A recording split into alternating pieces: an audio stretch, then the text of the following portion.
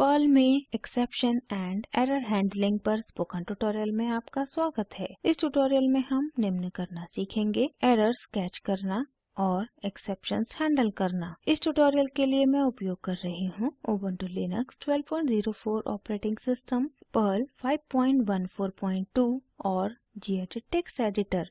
आप अपनी पसंद का कोई भी टेक्स्ट एडिटर प्रयोग कर सकते हैं। इस ट्यूटोरियल के अनुसरण के लिए आपको पर्ल प्रोग्रामिंग का कार्यकारी ज्ञान होना चाहिए। यदि नहीं तो स्पोकन ट्यूटोरियल्स वेबसाइट पर संबंधित पर्ल स्पोकन ट्यूटोरियल्स को देखें। जब एक एरर आती है तो एक्सेप्शन हैंडलिंग प्रोग्राम के निष्पादन को सामान्य निष्पादन पथ से विचलित करता है। एरर हैंडलिंग एप्लीकेशन को समाप्त किए बिना प्रोग्राम को पुनः प्राप्त करने के लिए मदद करता है। हम कुछ तरीकों से एक एरर को पहचान और ट्रैप यानी पकड़ सकते हैं। हम पर्ल में कुछ सामान्यतः प्रयोग होने वाले मेथड्स देखेंगे। वार्न फंक्शन आगे की क्रिया लिए बिना केवल एक वार्निंग मैसेज देता है। डाई फंक्शन तुरंत ही निष्पादन को समाप्त करता है और एरर मैसेज दिखाता है। अब एक सैम्पल प्रोग्राम जो हमने पहले ही सेव किया है को प्रयोग करके डाई फंक्शन को समझते हैं। टर्मिनल पर जाएं और टाइप करें gedit die.pl एम्परसैंड और एंटर दबाएं। यह die.pl फाइल में कोड है। अब कोड समझते हैं। यहाँ हमने डिवाइड नामक एक फंक्शन परिभाषित किया है जो दो इनपुट पैरामीटर्स लेता है जो कि $न्यूमरेटर और $डिनोमिनेटर हैं। @_ एक स्पेशल वेरिएबल है जो फंक्शन को पैरामीटर सूची पास करने में उपयोग होता है। अगर डिनोमिनेटर 0 है तो डाई फंक्शन स्क्रिप्ट को छोड़ देगा। ये यूज़र के पढ़ने के लिए एक एरर मैसेज भी दिखाएगा, अन्यथा यह आउटपुट प्रिंट करेगा। ये फंक्शन कॉल स्टेटमेंट्स हैं। पहले दो बार फंक्शन निष्पादित होता है क्योंकि दूसरा पैरामीटर 0 नहीं है। तीसरी बार डिनोमिनेटर वैल्यू 0 है, अतः डाई फंक्शन निष्पादित होता है। आखिरी डिवाइड फंक्शन निष्पादित नहीं किया जाएगा क्योंकि डाई फंक्शन स्क्रिप्ट छोड़ देता है। प्रोग्राम को सेव करने के लिए Ctrl S दबाएं। अब प्रोग्राम को निष्पादित करें। टर्मिनल पर वापस जाएं और टाइप करें पर्ल die.pl और एंटर दबाएं। यहाँ प्रदर्शित की तरह आउटपुट दिखता है कांट डिवाइड बाय 0। यह वो एरर मैसेज है जो डाई स्टेटमेंट में हमने प्रोग्राम में दिया है। आगे हम देखेंगे कि एरर को हैंडल करने में eval फंक्शन कैसे प्रयोग होता है। eval function run time errors या एक्सेप्शंस को हैंडल करने के लिए प्रयोग होता है। उदाहरण स्वरूप बिल्ट इन एरर्स जैसे out of memory, divide by 0 या user defined errors. eval function के लिए सामान्य सिंटैक्स यहाँ दिखाया जाता है। $!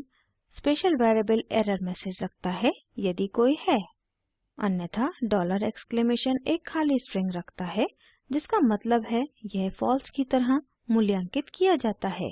एक सैम्पल प्रोग्राम प्रयोग करके eval फंक्शन को समझते हैं। टर्मिनल पर जाएं, टाइप करें gedit eval.pl एम्परसैंड और एंटर दबाएं। eval.pl फाइल में स्क्रीन पर प्रदर्शित की तरह निम्न कोड टाइप करें। अब मैं कोड समझाती हूँ। यहाँ हमारे उदाहरण में ओपन फाइल डाई स्टेटमेंट को कॉल करता है यदि फाइल test.dat को खोलने में इसे कोई समस्या होती है। पर्ल आखिरी eval ब्लॉक से वेरिएबल $! तक सिस्टम एरर मैसेज देता है। फाइल को सेव करने के लिए Ctrl S दबाएं। टर्मिनल पर वापस जाएं और टाइप करें पर्ल eval.pl और एंटर दबाएं। यहाँ प्रदर्शित की तरह सिस्टम एरर मैसेज दिखता है। अब एक अन्य उदाहरण देखते हैं। इस समय हम एक एरर मैसेज देखेंगे जो $@ प्रयोग करके eval फंक्शन से रिटर्न होता है। अब eval.pl फाइल पर वापस जाते हैं। स्क्रीन पर प्रदर्शित की तरह कोड टाइप करते हैं। हम फंक्शन एवरेज पर इनपुट पैरामीटर्स $total, $count पास कर रहे हैं। यदि काउंट 0 है तो हमें एक एरर मिलने की संभावना है। यहाँ जो कि डाई स्टेटमेंट से हैंडल किया जाता है। इवल से रिटर्न किया गया एरर मैसेज $@ प्रयोग करके दिखाया जाता है।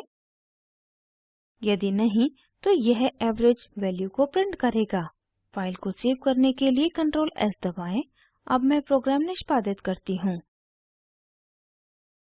टर्मिनल पर वापस जाएं और टाइप करें पर्ल eval डॉट पीएल और एंटर दबाएं। आउटपुट यहाँ की तरह दिखता है।